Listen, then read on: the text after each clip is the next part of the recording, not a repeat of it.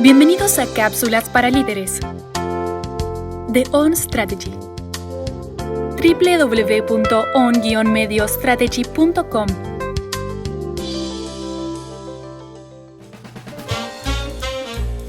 Hola a todos, ¿cómo están? Bienvenidos a este podcast. Soy Walter Larralde, junto con Lorenzo Preve vamos a estar recorriendo las preguntas fundamentales de este tópico, gestión de riesgo. Me encanta cómo Lorenzo fue llevando y explicando temas fundamentales sobre qué entendemos por gestión del riesgo, para qué tipo de organizaciones es, cuáles son los beneficios, entre otras cosas que sin lugar a dudas te llevará en escasos minutos el ilustrarte sobre un tópico que custodiará la generación de valor en tu organización. Ojalá puedas disfrutarlo, compartirlo y que sigas sumándote a nuevos podcasts de On Strategy. Walter, hola a todos, ¿cómo están? Espero que estén todos muy bien. ¿Cuántos años de experiencia? Mira, tengo la anécdota. Empecé a trabajar en Risk Management en el año 2003, en octubre de 2003, me acuerdo la fecha. Estaba en la Universidad de Texas volviendo para Buenos Aires después de mi doctorado y me llama el director del departamento de finanzas y me dice: el año que viene te asignamos el curso de Risk Management. Y yo dije, ¿por qué? Porque es el que nadie quiere dar. Y así quedó. Pero tuve mucha suerte porque nací con la disciplina. Si ustedes lo piensan y si se hacen un poco de memoria, Risk Management se hacía en instituciones financieras para portafolios de inversión. Totalmente. Tiempo antes, pero no se hacía en empresas no financieras. Y se empezó a hacer a partir de la implosión de Enron, que fue justo 2 años antes, en el fall de 2001 en Estados Unidos. O sea que a partir de ahí empezó una especie de intento de gestionemos riesgos. Y mirá, bueno, así ahí que arrancamos. Ya larga trayectoria. Exacto, empezamos ahí, larga trayectoria, exactamente. Bueno, Lorenzo, mira, un privilegio. La verdad que quiero agradecerte por sumarte a estas cápsulas, sobre todo compartir experiencias y ayudarnos en esto que va a ser un nuevo escenario para muchas organizaciones. Y entrando en el tema de gestión de riesgos, como bien decías vos, era como un tema muy corporate, ¿no? Como un tema muy de ingeniería financiera. Pero creo que ha evolucionado en las charlas que hemos tenido y quería quizá ilustrar y llevar a la audiencia tus palabras, ¿no? Uno, ¿qué se entiende hoy por Risk Management, por gestión de riesgos? Y también preguntarte si esto es prohibitivo o es para cualquier empresa para implementar un programa de Risk Management. Puede ser grande, pequeña, ONG, capital privado, puede ser una empresa familiar. Te escuchamos. Mira, te diría, es cierto, esto empezó como un tema de finanzas. ¿Por qué? Porque básicamente los de finanzas tenían que proteger el valor de un portafolio de inversiones frente a la volatilidad de los mercados. Eso era básicamente Risk Management antes. La realidad es que vos empezás a mirar hoy cuáles son los principales riesgos que afectan a una empresa y yo te diría que los financieros, salvo en casos muy puntuales, explican muy poco de la volatilidad de los riesgos. Cuando yo empecé a trabajar, tengo un par de anécdotas que pintan esto que me estás preguntando. Cuando empecé a trabajar en este tema y empecé a buscar qué había escrito, no había nada escrito y encontré un par de artículos que hablaban de la volatilidad de los precios de los commodities mineros y cómo las empresas reaccionaban frente a esto. Pero básicamente eso es todo lo que había. O sea, realmente era muy poco lo que había de esto. Cuando me encontré con el autor de esos estudios, que era un profesor de Harvard, le pregunté, ¿y qué pasó con esa línea de investigación? Me dice, mira, la verdad es que me di cuenta que lo que yo sabía que era commodities mineros y commodities financieros explicaba menos del 5% de la volatilidad de una empresa como Walmart, que fue el ejemplo que él me dio en ese momento. Por lo tanto, perdí interés en el field y no le di más bolilla. Ahora, la realidad es que sí, la volatilidad, la incertidumbre y el riesgo realmente explican una enorme cantidad de la volatilidad de los resultados y del flujo de fondos de las empresas. Por eso es importantísimo que los podamos gestionar adecuadamente. Entonces, lo que es interesante es tenemos que entender que risk management incluye riesgos como perder información valiosa, perder talento, volatilidad de tipo de cambio y de tasa de interés, por supuesto, pero maquinarias que se rompen, productos que son defectuosos, obsolescencia de inventarios, riesgos de compliance, riesgos políticos, cambio de modelo de negocio, cambio de preferencias de consumidor. Todo eso es risk management. Entonces te doy un ejemplo interesante. Los bancos y las instituciones financieras que están haciendo risk management desde hace décadas, están haciendo en realidad un risk management muy desarrollado, si querés, o bastante desarrollado, en lo que se llama market risk. Ahora, los bancos se han comido de frente la ola de los riesgos estratégicos en la forma del fintech. Los bancos, con todo su departamento de risk management, con todos sus reguladores, no han visto llegar el fintech o no han sabido reaccionar frente al fintech. Y cuando hablamos, gracias por mostrarnos un abanico de posibles riesgos que, y como bien decías vos, las finanzas son consecuencia de muchos inductores, que pueden ser gente, procesos, productos, innovación, sí.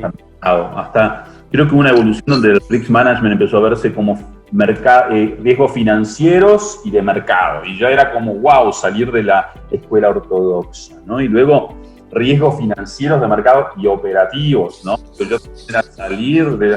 Ya estamos hablando de gente, estamos hablando de ciberseguridad, de sistemas, de cosas más intangibles, ¿no?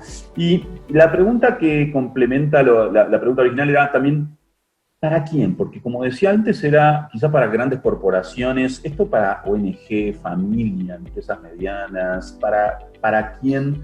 Yo te diría, Walter, una definición que yo doy de empresa es una organización que genera valor para sus stakeholders a partir de su capacidad de asumir riesgos en cantidad y en el tipo de riesgo adecuado.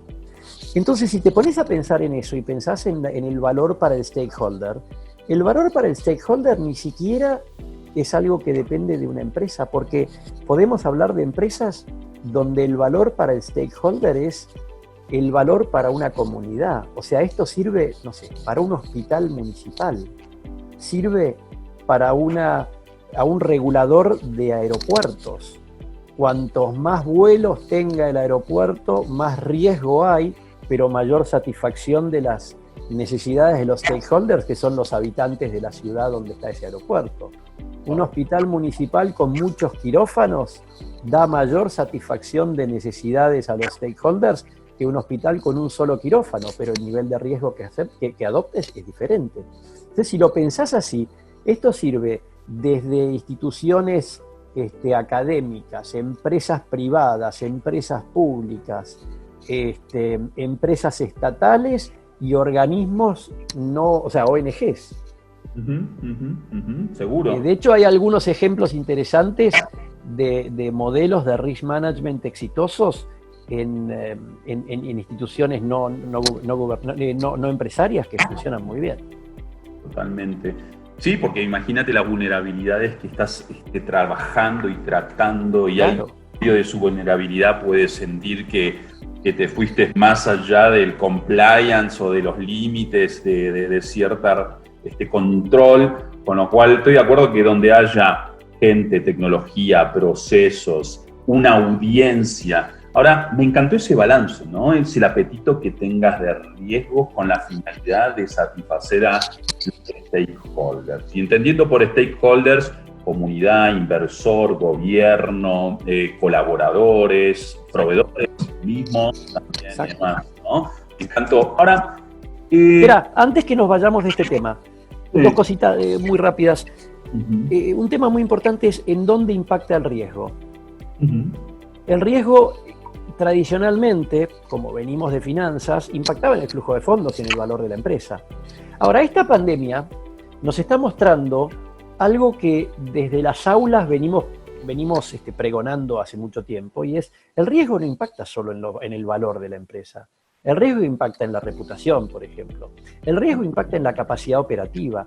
Pensá hoy, o piensen ustedes, los que están del otro lado, ¿cuántos de los problemas que ustedes están queriendo resolver hoy no se relacionan necesariamente con el flujo de fondos? Hoy es, por ejemplo, mantener la empresa operativa, mantener la capacidad operativa. El otro día hablaba con el risk management de un laboratorio, y es lo que me decía: mi principal preocupación es que hoy, en un país donde no puedo transportar nada porque tengo el país cortado, terminado, cerrado, es mantener el suministro de los medicamentos a mis clientes, a mis pacientes que necesitan de este medicamento para vivir.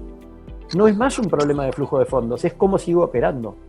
Entonces, si lo pensás así, ya salís de la lógica de la necesidad de una empresa, porque no es una cuestión de flujo de fondos o de valor, es mantener a la gente operativa, mantener satisfacción de stakeholders que no son necesariamente accionistas. Ese es un tema muy importante. Y después otra cosa que dijiste hace unos minutos antes de que nos vayamos es: ¿qué tanta capacidad tengo de asumir ese riesgo? ¿Por qué? Porque frente al mismo riesgo, frente al mismo impacto, dos organizaciones distintas tienen diferente capacidad de asumirlo. Y esto es muy importante. Ustedes dirán, bueno, ¿a mí qué me importa lo que es la capacidad operativa si al final del día todo es flujo de fondos? Sí, tenés razón. Al final del día todo llega al flujo de fondos.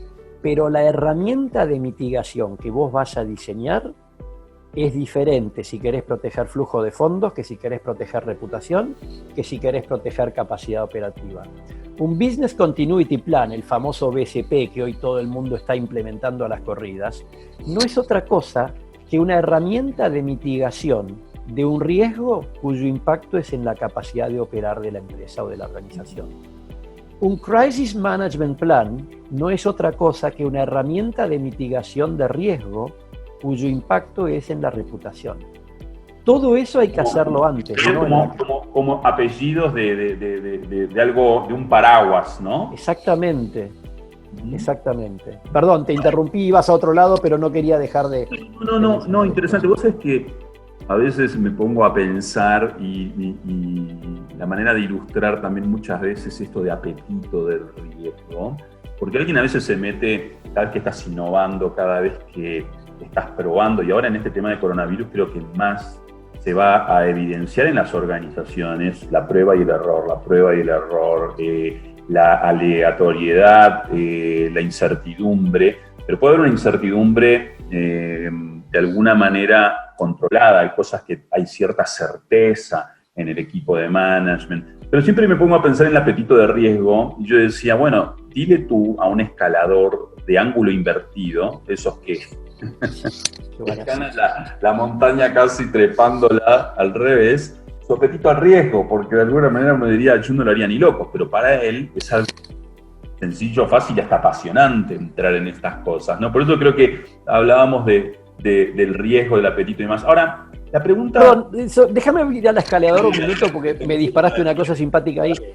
Tal vez el portafolio de inversión de ese escalador con un enorme, si querés, apetito al riesgo en la escalada es mucho más conservador que el de alguien que es mucho menos arriesgado en otros ámbitos de la vida. Si vos lo pensás, el apetito al riesgo depende mucho de la habilidad o de la capacidad que vos tengas de asumir ese riesgo. Entonces, alguien va a decir... Sabe que puede hacerlo, ¿no? Claro, y sabe que para eso él puede asumir mucho riesgo, pero para otra cosa no. Buen punto. Ahora, algo dejaste entrever, pero una de las preguntas que tenía es, ¿por qué debería yo hacer gestión de riesgo? ¿Por qué debería hacer risk management? Dejaste entrever algunos beneficios, pero me gustaría que complementes ¿cuáles son esos beneficios de hacer risk management, ¿no? Mira, si vos haces un buen modelo de risk management, cuando viene un riesgo, lo estás esperando. Y ojo, riesgo no es solamente a la baja, hay riesgo, el riesgo tiene dos colas, la volatilidad tiene dos colas, a la baja o al alza. No todos los riesgos, hay riesgos que solamente impactan para abajo. En Argentina hay un dicho de llueve sopa y yo tengo tenedor, ¿sí? que eso, si lo pensás, es apareció una oportunidad y yo no estaba preparado. Eso también es un outcome de un buen modelo de risk management. Cuando aparece la oportunidad, yo estaba esperándola, estaba listo. Y el otro es, cuando vino el problema, yo estaba listo. Déjame que te dé un ejemplo del día a día, de ahora, de este día a día. ¿Cuántos gobiernos realmente estaban preparados para la crisis que generó esta pandemia? Muy pocos. ¿Por qué? Porque nadie estaba preparado para esto. Hay un ejemplo que es una excepción, que es Corea del Sur. Corea del Sur, en el mes de diciembre de 2019, hizo un simulacro de cómo debería comportarse el Departamento de Salud, el Ministerio de Salud del país, si volviera una familia coreana contagiada de un virus respiratorio en un viaje a China. Wow. Y no nos debería llamar la atención de que Corea del Sur es uno de los países que salió más rápido, más indemne en términos de muertes y en términos de impacto económico de esta pandemia. ¿Por qué? Porque estaban preparados. Entonces, hacer risk management es eso, es estar preparado. En algunos casos estar preparado quiere decir tener algunos sistemas de protección, en otros casos estar preparado es tener algunos business continuity plan, en otros casos es como Wimbledon, que tenía una póliza de seguros que si no llego a hacer el torneo me tenés que pagar un premio. En otros casos es simplemente tener una flexibilidad para estar listo para hacer frente a lo que pueda ocurrir. Eso es hacer risk management, es estar preparado, pero para estar preparado vos necesitas haber visto los riesgos de antemano. Ahora, ¿por dónde empezar, Lorenzo, en una organización que no tiene ni idea cuáles serían las etapas o cómo se implementa o cómo se diseña un programa de risk management? Mira, es un programa que está bastante bien estudiado. O sea, eso que me estás preguntando tiene una respuesta, por suerte, bastante estandarizada. Ya nosotros la estamos implementando muchísimo. La dificultad que tiene es que exige trabajo. ¿Qué quiere decir? Tenemos que identificar los riesgos. Identificar los riesgos es un proceso que es un poco más complejo que decirte: Walter, ¿por qué no te sentás una tarde de un domingo con un papel y un lápiz o con una computadora y empezás a escribir los riesgos de tu organización? Entender, identificar los riesgos de una organización de cualquier tipo exige a alguien que lo vea de arriba, exige a alguien que esté en el detalle y exige una diferente gama de visiones. O sea, necesito gente con diferentes anteojos para entender los riesgos de una organización. Entonces, es un trabajo que se hace en equipo, es un trabajo que se hace colaborando entre varios, de vuelta, genérico, detallado y con muchas perspectivas, un 360 te diría. Una vez que tenés la identificación de esos riesgos, necesitas definirlos. Y te voy a dar un ejemplo muy fácil. Alguien en cualquier organización hoy te van a decir: hay un riesgo de ciberataque, un riesgo de cyber risk. Cyber risk hoy es el principal riesgo en la mayoría de las organizaciones. Sin embargo, si yo le pregunto a 10 personas qué es cyber risk, definímelo, voy a tener 10 riesgos distintos. Alguno me dirá que me roben datos, que me roben información, que me bloqueen la operación, que me corrompan la operación. O sea, hay una enorme cantidad de alternativas. Entonces necesitamos definir esos riesgos. Y otro punto que es fundamental es: un riesgo no ocurre porque sí. El riesgo ocurre porque algo lo dispara.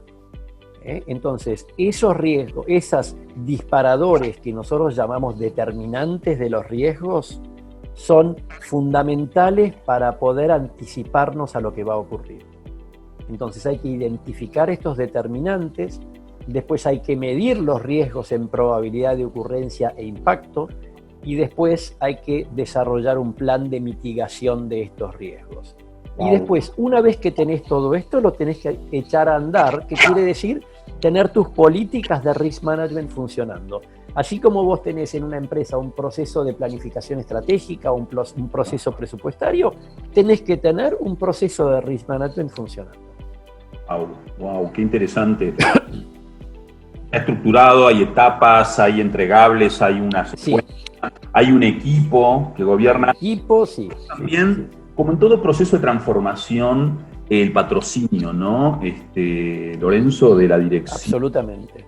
Con estos temas, ¿no? Que se transforman como fundamentales. Ahora, perdón, ahí sobre eso, vos necesitas que esto venga de arriba. O sea, vos necesitas que haya un apoyo full de los máximos niveles de la organización. Y un detalle importante, no hay un responsable de que acá no se tomen riesgos, porque como dijimos antes, ninguna empresa existe, ninguna organización existe sin asumir riesgos. Eso no quiere decir que vamos a asumir todos los riesgos y en su totalidad. Tendremos que definir qué riesgo y en qué cantidad. Ahora, el que decide eso es un equipo de gente, un equipo colaborativo de gente que es son las máximas cabezas de los negocios y de las funciones. Acá no hay un señor que dice por acá no van a pasar. No hay un malo de la película con un lápiz rojo así de grande. Lo que hay acá es gente que gestiona el negocio y sus riesgos asociados. Ahora, Lorenzo, en este tiempo donde pasó el coronavirus generando tantos pasivos de diversas perspectivas, en gente, en operación, en finanzas, en mercado, en propuesta de valor y todos los que estuviste listando con maestría, ¿no? Pareciera ser que ahora esto empieza a ser una moda, pero esto debería haber sido siempre. Ya hablaste de algunos que se anticiparon, Wimbledon, que dijo saco por si llega a haber una pandemia, un seguro, y ahí cobró y protegió, ¿no? Patrimonio, protegió. Al igual cuando hablaste de Corea. Entonces pareciera ser que hoy Risk Management comienza como a decir, no, hay que hacerlo. ¿Por qué? Porque vino un suceso que simplemente pone en evidencia que debería ser una constante el prever riesgos en un entorno hasta normal, ¿no? Pero lo cierto es que ahora pareciera ser que está más de moda. ¿Pero por qué no se vio a muchas organizaciones con programas de gestión de riesgo funcionando, ¿no? Mira, hay una viñeta que a mí me encanta, y está Charlie Brown hablando con Snoopy frente a un lago. Y Charlie le dice a Snoopy, algún día todos nos vamos a morir. Y Snoopy, ¿te acordás? Snoopy es el personaje que está tirado en la casita, ¿no? Tirado mirando la vida pasar. Y Snoopy le contesta, es cierto, Charlie, pero todos los demás días no. Entonces, ¿qué pasa? Si yo te digo, mirá, Walter, tenemos que prepararnos para que este producto pueda no funcionar, para que pueda venir un problema en el supply chain, para que las máquinas no funcionen, para que se pueda incendiar algo, para que este cliente no nos pague, o sea, para que nuestro gerente se retire del negocio. Es tanto más lindo pensar en los días en los que eso no va a ocurrir, que hay un sesgo psicológico, es totalmente humano que querramos pensar en los días lindos y no prepararnos para aquellos momentos malos. Wow. Sin embargo, también te digo, cuidado que también te estoy pidiendo que te prepares para aprovechar las oportunidades buenas. El día que haya un cambio tecnológico que vos puedas ser el primero en aprovechar. También te estoy pidiendo que te prepares para eso, no solo para lo malo. Pero bueno, el business as usual tiene mayor probabilidad de ocurrencia y entonces hay un sesgo humano que dice, ya, no va a pasar nada y si pasa, ya veremos. Hay un hashtag vamos viendo ahí que es terrible, ¿no? Pero sí, me parece que le damos demasiada importancia a Snoopy y demasiada poca importancia a Charlie Brown. Ahora, interesante lo que decís, Lorenzo, de caras a que a veces la connotación de la palabra riesgo puede llegar a ser una connotación negativa, pero me encanta porque teñiste mucho de esta entrevista en temas de cuidado. No es lo malo que puede ocurrir, sino lo bueno que podemos estar perdiendo por no capitalizar esas oportunidades. Por no estar listos. Sí, no quisiera agotar todos estos temas porque creo que en una semana tenemos un webinar y seguramente hay mucho equipo que estará escuchando sobre estos temas. Invitamos al equipo que esté buscando ahí en nuestra página web el acceso y el registro a este webinar. ¿Sabes qué, Lorenzo? Un placer. Yo quisiera ir cerrando este webinar para dejar con apetito a la gente a que te escuche en tu presentación magistral que vamos a hacer en unos días. gracias infinitas realmente por el aporte que haces.